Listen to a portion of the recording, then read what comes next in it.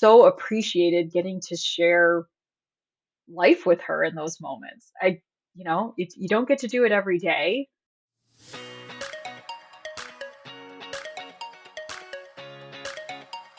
Welcome to the Insurance Refocused podcast, where we're highlighting real agent stories and how they are innovating to respond to the changes and challenges happening in the independent insurance industry.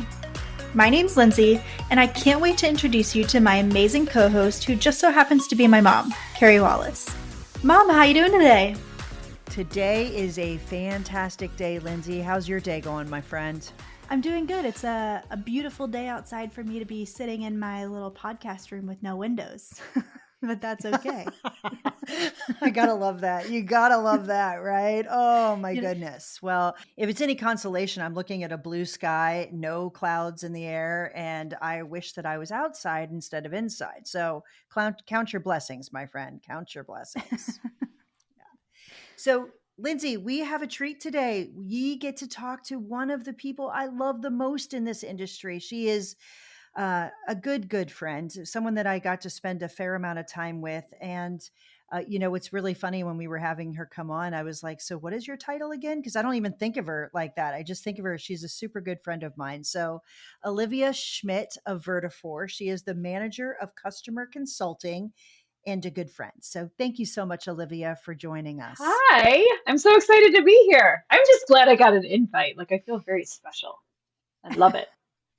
Oh, come on now. So I think you might be one of the first podcasts that I did way back in the day. Like, Oh, isn't that crazy? Like, I feel like the podcast journey has come full circle. how crazy is that? How crazy Yeah. is that? So tell me, what is new in your life? Tell me what's going on in the world of Olivia Schmitt. Oh man. Well, so many things. I don't know. I'd like to say my life is super interesting. My oldest is graduating from high school this year. So that's a lot for me. I thought I was gonna be super cool with it, but then I'm like, oh no, that means he's leaving. Like he's just ready to leave the nest. He's like your typical first child, just very independent. I don't think he knows how much his groceries cost. But he says he's ready to be on his own. So yeah, he's on the path to independence. He's working construction.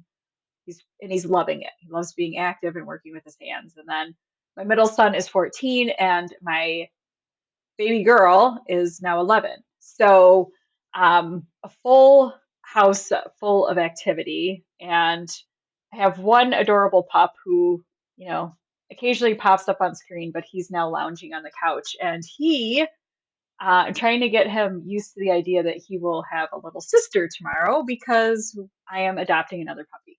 So yeah, we have a very active house, and why not add a little more chaos on top of all of it? So yes, so Lulu will become part of the family tomorrow. So I'm super excited about that. What type of dog are you adopting? I don't. She's just this cute little mutt. I'm not sure. She's kind of got this beige coloring, but she's got a black tail. She's got a lot of interesting markings. But yeah, I'm a big fan of adopting dogs when you can. And Winston was an adoptee a little over 2 years ago, and he's been my best pal. He's always with me. So I've enjoyed having him. We've had success with adopting, so we decided, yep, we're gonna do it again. So we were looking for a little girl this time, because the boys by far outnumber the girls in this house, and we need to start evening that out a little bit. So time Yeah. for a girl dog. My boyfriend and I stole my family teacup Yorkie from the family when we decided to move in together, and we are thinking about adopting the state of South Carolina. Like the state dog is a Boinkin, and so it's a spaniel, kind of similar to like a Brittany Oh, okay. or like a spaniel. Yeah. Yep. So we recently put in the application for like the Boinkin Spaniel rescue Yeah, to rescue a puppy from there. So we'll see how that goes. But that's I'm awesome. a big I'm fan of adopt, don't shop. as Yeah. well, even though Little Colonel was a shop. His name was Tiny Tim, and he was in a teacup in his puppy pictures. Oh, see, you He's can't, I mean, how tiny. can you say no to that? I mean, I would take any, I mean, any dog, seriously. Like, I don't know if I've met a dog where I was like, no, not for me. Yeah, I would have all of them if I Well, I love when I ask you, Olivia, how are things going? You lead with your kids. Like that is fantastic. And I would expect absolutely nothing less. But I loved watching my kids, make their way in this world. And I'm sure you feel the same way, but it is super difficult, those last things.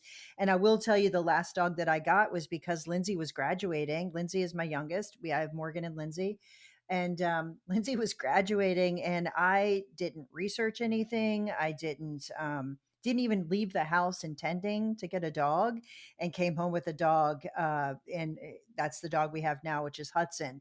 And it's kind of like this thing, like, oh gosh, she is literally not going to be here in like 6 months, so I better do something. And for whatever reason, I thought it was a great idea to adopt a dog that I knew nothing about. He's been a super great guy, but probably should have understood a little bit more about the temperament before I brought him into our house. But it is what it is. And I am not an impulsive person at all, but might be the most impulsive thing I've ever done in my life. So anyway, and then my daughter took our dog, which is whatever. It is what it is. So could. Yeah, well, it happens. But yeah, like that's it. I got divorced a few years ago, and then I bought a house, and I was like, I am here by myself half of the year. Like I'm just alone. So I needed a dog to keep me company. Um, but it seriously has been the biggest reward. And he's such a friendly little guy. He's not even little. He's like 60 pounds. But yeah, he's a 60-pound.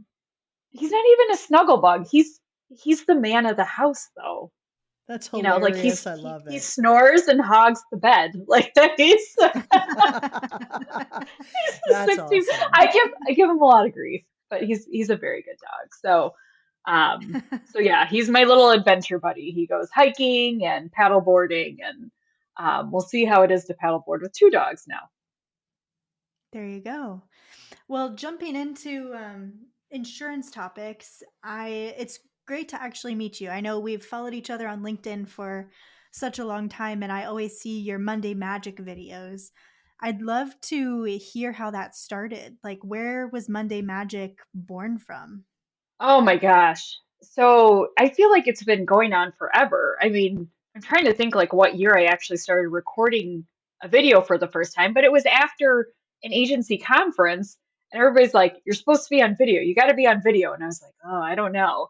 And I remember recording a video and then like I sat on the video overnight, like didn't hit publish until the next day. I was so nervous about the whole thing. And then I was like, oh, I think I can do this. And so it was all kind of different days of the week and whatever. And then I was like, you know what? I should just do this on Mondays. I should just pick a day and go for it. And Mondays are nobody's favorite day. But I also think that if you decide to superpower your Monday, you can have a really awesome week. And so if nothing else, I want people to realize you don't have to have a case of the Mondays. You can actually just like look at Monday as the way to kickstart an awesome 5 days of work, to plan, to like I was telling somebody that on Mondays, I typically have 6 to 7 meetings. And it's like, yeah, which seems like a lot, but I'm like, I then can start planning out the rest of my week. Like I can fill in those gaps where I was like, I'm not sure exactly what we need to execute on here, this place or that place. I have fewer surprises on Fridays because I take as much advantage of Monday as I possibly can. So I don't know. It's just one of those things that psychologically it helps me, and hopefully, like other people are kind of starting to see a refreshed view of how they can take on Monday. Because it doesn't have to be like, ugh, do we have to end the weekend? It can be like, let's go, let's get it so that we can enjoy next weekend and not be stuck trying to figure out on Saturday what we should have figured out last Monday. We're definitely supercharging our Monday this Monday, Mom. We've got 4 podcasts and a lot of insights from a lot of cool people. We Oh, are. We yes. absolutely are. Yeah. That's Yeah, amazing. That's awesome. Yeah. definitely. We used to always do it on Fridays, but we changed it with like traveling and all that stuff. Like it's so much easier to do it on a Monday rather than try to fit it in on a Friday when you're like trying to finish up everything for the week and get it done. So I definitely understand what you're saying. It's nice to have like front load your Mondays and then your Fridays kind of coast, you know?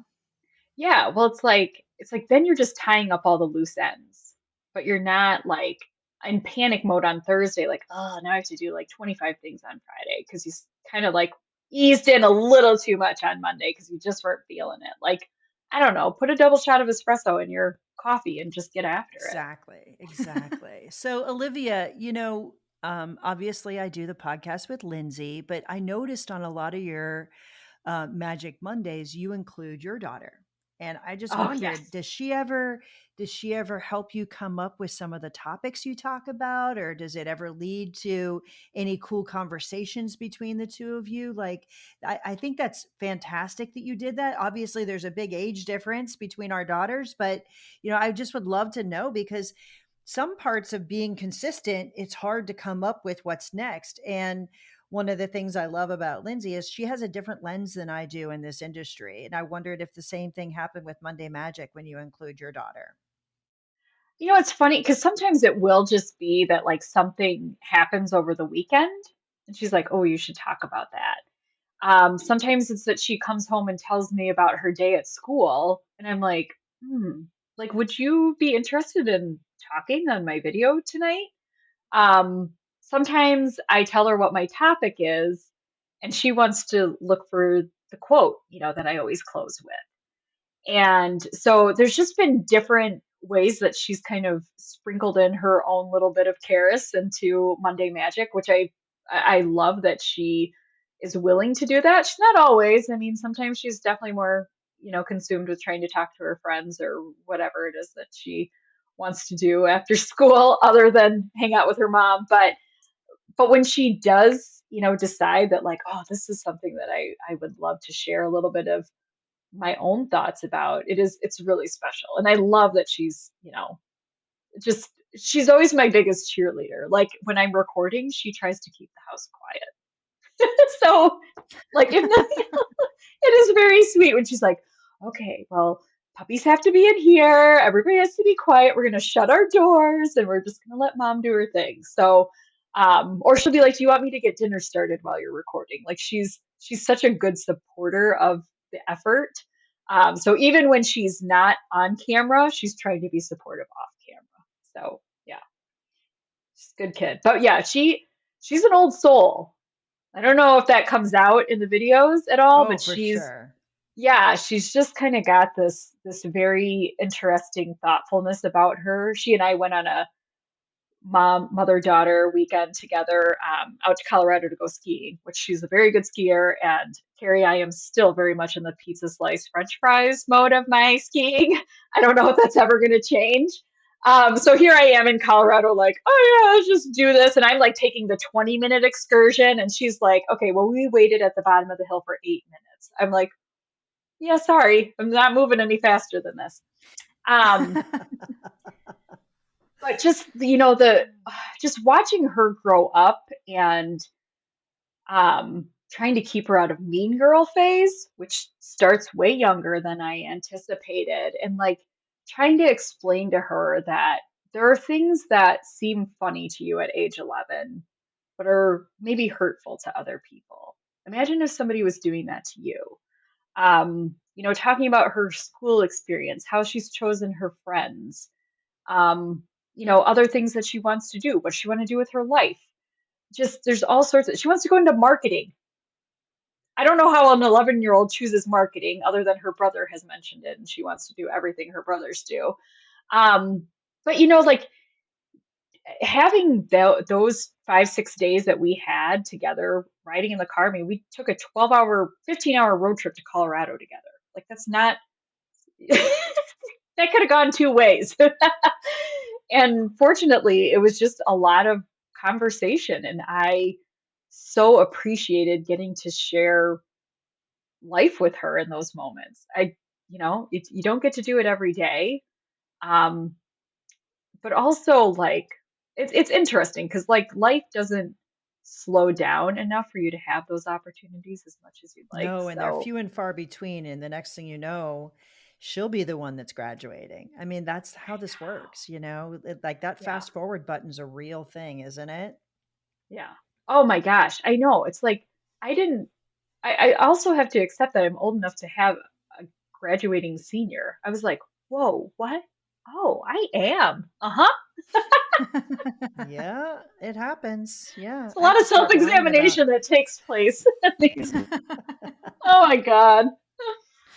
So Olivia, one of the things I was most interested, and you and I were kind of chatting about it prior to my mom jumping on because she was late. Haha, that never happens, and it's fun to make fun of her when it does happen. Um, we were chatting about, going from, you've worked at a really really small company, really small startup, and now you work at, I don't, is Vertafore one of the biggest insurance companies? I feel like it is, but you work Yeah, at like a from a technology huge, standpoint, yeah. Hmm. yeah, you work at a huge company. That transition had to have been, you know, crazy shocking. What was Yeah. that like from your experience, going from really small to really big? Well, I think my first I came up in the agency space, and the agency like worked at when I started, they had a few locations and a few employees. When I left, there were up over 200 employees. So I watched, that kind of growth from the M&A, as Carrie knows very, very well. They were heavy acquirers. So I watched that agency grow and then made this transition into insurtech startup land, which was that was a shift. I mean, that was like going from a very large agency where people had lots of structured roles to a environment where it's like, okay, well, your title is this, but it actually means 70 things. And, and that's what startup life is, right? You got to tackle on 100 different fronts at any given point and be ready to pivot, shift, jump, do whatever needs to be done. Cover somebody else's role. There's overlap, and there's just so many things that happen in the startup world. So, going into the corporate environment, like it's I can't even say it's night and day difference because there are some similarities, right? When you start to look at your team as your almost like a startup type of unit, right? So you're in a smaller environment. If you look at just like the 5 people that you work closely with every single day, then it doesn't feel like this giant, uh, pool of 24 plus 100 people. It starts to feel like more of that family organization that you're kind of used to when you come from a family owned agency or a startup where there's only 5 people total, to reach out to. But there's also a lot of beauty in it, right? So like if I need something from marketing, I can call Sid Rowe, ding ding ding, hi Sid, or somebody else on the marketing team, right? We have expertise all across the organization because I know a little bit about marketing, but if I really need a strong marketing person, I got to get somebody that's an expert in that field. And so, like if I need to talk about software development, yeah, I know a little bit about software development. My dad's a programmer. There's certain things that I understand ish, but we have experts that are available to us. And so, while there is a big difference, like the hierarchy of a large corporation can feel a little bit daunting and intimidating, there's also just like some really great things that happen when you build closely knit teams that you collaborate with, and then when you have experts all over an organization that you can tap and learn from and shadow in on, and and just use that expertise in order to create a better experience either for your employees or for your clients. So definitely some differences, and it feels like once you know somebody, it turns out that there's 10 other people behind them that also help contribute to that. So it's like there's layers all over the place in a corporate environment, but definitely a ton of advantage in terms of like what you can learn and what you have access to, and just the world of things that you can accomplish. Is there anything you miss about working for a small org? Well, I mean, I think like when you work in a small organization, you can be part of every single conversation all the time. It might make your It's a days good and a 12 bad hours thing. long. Yes, it's a good and a bad thing, right? Your days can be super long. All of a sudden you're like, they're like, oh, you sat in that meeting, you know everything about it, just go and do it, right? So like, there's a little more of that happens. So there's certain things that I think you get a lot of exposure to when you're in the startup land. And part of it's out of necessity, and part of it's based on like, hey, you're available, like we're just going to invite everybody to the conversation because we can. So like that kind of thing, that's kind of hard. Like I'm just like, oh, I can't just like look at somebody's calendar and drop in on somebody else's meeting in a corporate environment. That's like considered to be a little inappropriate. Um, but you also could be like, hey, I'd love to learn more about that, and just find a resource that can help you, expand your knowledge on a certain topic or area of the company. So the information is there. You might just have to work a little harder to get to it. Yeah, I Yeah. could see that for sure. So, the fact that you've had so many perspectives inside the industry, it's kind of feels like a new industry, doesn't it? Like I got to tell you, from being inside an agency, being part of, some tech startups, and also coming at it from the behemoth that Vertafore is, that has to be super cool to have such a varied view of this industry. I guess my question to you is, you know, if you were talking to yourself now as you're starting, what advice would you give someone about this industry and how to navigate it? Because it's changed Oh, massively, right? oh, it has. It's so crazy. So, oh man, what advice would I give them? Find a mentor. Like I get a little sad when my team member, like I've had a couple of them go, I never really had a mentor in my career so far. And I'm like, oh, we're going to change that. Like, and actually, Vertafore has a great mentoring program, but I think like whatever it is that you want to explore, find a mentor that helps you do that. There are 100 avenues that you can pursue inside the insurance industry. It's one of the things that I love the most about it. There is no ceiling on what you can do or what you can accomplish. I'm still trying to get my kids to understand like this is the industry for you. Um, but I had a mentor, and now I've had several. I feel like Carrie, you've been a mentor to me. Um, I've been blessed with so many people that are like, yeah, of course, I'm happy to bring you along, help you learn, um, just be a resource to you, be a friend to you, like a friend mentor. That's a super important role in somebody's life. Um, but I had a mentor coming into the insurance industry immediately. I just lost her a few months ago, um, which is just, yeah, but she was a mentor, a second mom, a friend. Something happened at work the other day, and I was like, oh, I should just call her. And I was like, oh, nope, I can't call her. But I was like, she was one of those people that I'm like, she would know exactly what to do in this situation. And so having somebody that you can bounce those ideas off of, that will give you powerful perspective, that will be honest with you, everybody needs that in their life. And I guess there's a chance that you wouldn't be able to find one within the field that you're looking at in insurance, but I'm pretty doubtful. Like if you can't call me, call Carrie, we can find somebody for you. Um, because I think it just puts you light years ahead. Maybe not necessarily like they're not going to be able to get you a promotion, but they can help give you life skills perspective, right? I think they help you sometimes just mature along in your journey a little bit faster. Because I mean, I think of me at age 22, I had a little growing up to do. So, I needed a mentor that was going to call me out and be like, "You're acting like a college kid today, and I need you to act like a business professional today." Like I needed that sounding board in my life. I would not be where I was if I didn't have somebody that wasn't calling me out on that stuff every once in a while.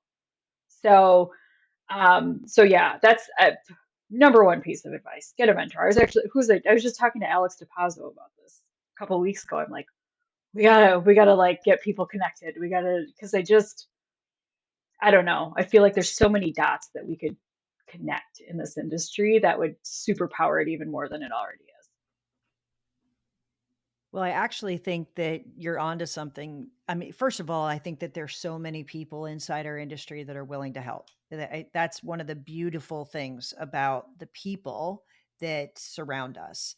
But there's so many people also leaving our industry and they don't want to. They want to stay connected. So there's an opportunity to tap into that wealth of knowledge and actually be a support to that person who this is all they've ever known and all they want to do is give back. So I agree with you 1,000%. If you don't know somebody that could be a mentor to you and provide you with support and wisdom, there's plenty of them. And I would agree with you 1,000. Like, don't try to navigate this alone. There's so many people that can help you navigate it. Not that it's a hard thing to navigate, but it's changing quickly. And I think we all get to a point where we look in the rearview mirror, and sharing that with someone at the beginning of their career rather than waiting until the middle, whatever, is so powerful, isn't it? Um, so that reminds me, someone asked me recently if there was a summary of who I was, not from a professional standpoint, but is there something out there that actually talked about who I am as a person, as a leader, or whatever? And the podcast we did originally came up. Like, I Googled something and that was one of the things that came up, because Oh, that really wasn't about what I do. It was more about like how I approach things. It was kind of hmm. cool. For those of you that don't know, Olivia had a podcast that was called You Don't Know Schmidt, which I think is hilarious. And I love that. Anyway, and one of the topic that we were covering was redefining what success looks like. So how have you redefined success in your role as a parent, your role as your professional life, in fitness, like all kinds of things? I think we do it over and over and over again. Well, you posed that question to me. I'd love to hear your take on that. Oh my gosh. I feel like I learned so much from you in that interview, Carrie, and so much about you. I feel really lucky that I had that time with you because we really didn't know each other that well at that No, point. I think we had just met. It was Yeah, crazy. yeah. So, gosh, I feel like life is, it's so funny because I've been thinking about this a lot. Like, we go through major transition periods in life. Like, and in those times, we can try and resist the winds of change, or we can reset our expectations about how life is going to be, what success looks like, even like what we want out of life. I think it's okay for me to not want the same thing a year from now that I want right now. Like, so I think part of it is just giving yourself permission to change your mind. It's okay. Um, but gosh, as a parent, I think, I definitely had to do a hard reset when I got divorced. And then having to like constantly remind myself, like, I'm not a failure because I got divorced. And I'm not going to be a terrible mom because I got divorced, because it's really easy to go down that path. And so just kind of like, what does success look like as a single mom? It's being a good co-parent, right? It's making sure that my kids' emotional and physical needs continue to be met, to be available to them when they need me, in the best way that I can. And to like create new traditions and a new sense of wholeness, even though their parents aren't together anymore, right? So there was like a big reset in my personal life, and in motherhood. Um, I wanted to raise really great straight A students. And then I realized I cannot get their A's for them, right? This is on them. So success for me is making sure that they have access to the information, learnings, and all of that kind of stuff. I can't do their homework for them. I can't go and take their test for them. I probably wouldn't do any better than they do. Um, so like some of that stuff is just like, I think a lot of what I viewed as success was stuff that I had just inherited from my parents, it wasn't my own definition of success, it was theirs. And so, there's been I don't know how long that takes. I think I'm still working on defining success in different areas of my life. It's just, and professionally, it's like, oh my gosh, I used to go, I don't know what I want to do when I grow up. And I was really disappointed in myself for not having that all laid out. And then I was like, you know what? There's so much opportunity that I haven't figured it all out yet. And I don't want to be so dead set on one thing that I forget to look around me at all of the other opportunity I'm surrounded in. And it's hard because I would rather just have like the crystal ball and I know everything and I know exactly what step to take next. That would make me so much more relaxed in life. But I also know, like, if I can just slow down for a minute, get a little perspective, look around and see, like, ooh, there's a world of opportunity. Um, like, there's a lot of areas to grow in. There's a lot of things that I still have to learn. There's things about me that are going to evolve and change. Like, all of that stuff is going to factor into what success looks like 12 months from now. Agreed. Could not agree more. So, Olivia, I think that you would make an incredible mentor to people. And if someone who's listening to this, listening to us about why we bought our dogs, how we're, dealing with our parenting changes, how we're navigating our career choices, and they want to reach out to you and say, you know what, I'd love to hear more. I'd love to actually put her in my circle of friends. How could someone reach out and connect with you, Olivia? Oh, just email me. Schmitt, SCHMITT. It's hard. My last name is very difficult sometimes. At Vertafore.com. Awesome. I love it. I love it. Well, I'm so glad we got to connect and talk again. I'm sure this will not be the last time. I hope it's not Better too far not away be. because I love. I will find you, Carey Wallace. I will find right. you. I think every time I fly through O'Hare, I'm like, where's Carey? I'm still looking for you. I know we've yet to do that, but we're more likely to do it now than we were before. So anyway, thank you so much for joining us. I look forward to seeing you very, very soon. Yes, me too. Thank you. Thanks so much for tuning in to the Insurance Refocused podcast. If you enjoyed the episode, please be sure to hit subscribe and leave us a review so you'll never miss us. Want to learn more about how Agency Focus can help you grow your agency? Head to agency-focus.com or email Carey directly at carey@agency-focus.com. If you need to get in touch with me, feel free to shoot me an email at lindsay@agency-focus.com. Thanks so much for tuning in. We'll see you next week.